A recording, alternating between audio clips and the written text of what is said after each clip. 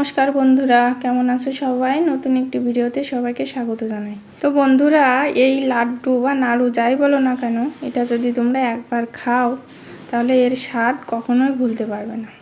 তো আমরা রেসিপিতে চলে যাই। দেখো, এখানে আমি পোলাও চাল নিয়েছি। তো চালটা আমি খুব ভালো করে ভেজে নেব, লাল লাল করে। দেখো, চালটা ভাজা হয়ে গেছে। এখন একটা পাত্রে নিয়ে নিচ্ছি। তারপরে আমি এখানে তিল নিয়েছি, সাদা তিলও আমি একইভাবে ভেজে নিচ্ছি, বেশি লাল না হয়ে যায় আবার। এবার আমি নিয়েছি অল্প কিছু মুড়িটাও আমি একটু মুসমুসে করে ভেজে নেব। দেখো, আমার সবগুলো ভাজা হয়ে গেছে। এগুলো আমি এবার বেটে নেব।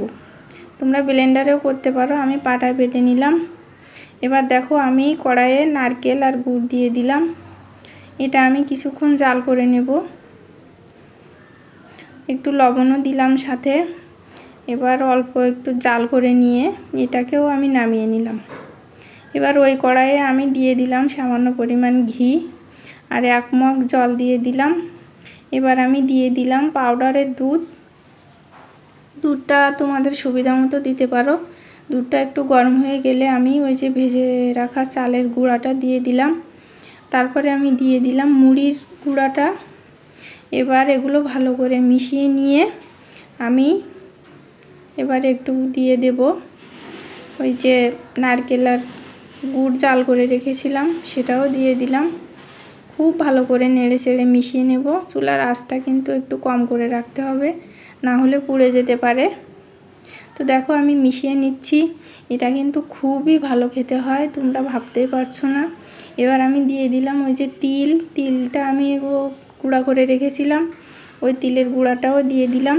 এখানে তিলটা তোমরা স্কিপ করতে পারো, কিন্তু তিলের গুঁড়াটা দিলে আরও বেশি স্বাদ হয়। এবার দিয়ে দিলাম চিনি। মিষ্টিটাও তোমরা তোমাদের স্বাদ মতো দেবে। আমার মনে হচ্ছিল একটু মিষ্টি লাগবে, তাই দিয়ে দিলাম। আর আমি এখানে খেজুরের গুড় ব্যবহার করেছি। আর দিয়ে দিলাম আরও 2 চামচ পাউডারের দুধ। একটু ঘিটা বেশি পরিমাণে দিলে আরও খুব ভালো হতো, কিন্তু আমার কাছে ঘি শেষ হয়ে গেছিলো, তাই দিতে পারিনি। তোমরা একটু বেশি করেই দিও। দেখো, এগুলো এবার খুব ভালো করে মিশিয়ে নিয়ে আমি নামিয়ে নিলাম। এবার আমি এগুলোকে শেপ দিয়ে নেব, লাড্ডু বা নাড়ু যেটাই বলো তোমরা। একটা একটা করে এভাবে গড়ে নেব। একবার হলেও বানিয়ে খেয়ে দেখো, খুবই মজার হয় এটা খেতে। খেজুরের গুড়ের একটা ফ্লেভার থাকে, খুবই ভালো লাগে খেতে। নারকেল, ভাজা চালের গুঁড়া সব মিলিয়ে অসাধারণ টেস্ট। তো এভাবে করে আমি সবগুলো বানিয়ে নিলাম। দেখো, আমার ভিডিওটা যদি তোমাদের ভালো লেগে থাকে অবশ্যই লাইক, কমেন্ট, শেয়ার করবে এবং পাশে থাকবে। আর এই রেসিপিটা তোমাদের কেমন লাগলো তা কমেন্ট করে জানাবে। দেখো, আমার সবগুলো রেডি হয়ে গেছে নাড়ু। দেখতে কতটা লোভনীয় হয়েছে। ধন্যবাদ সবাই।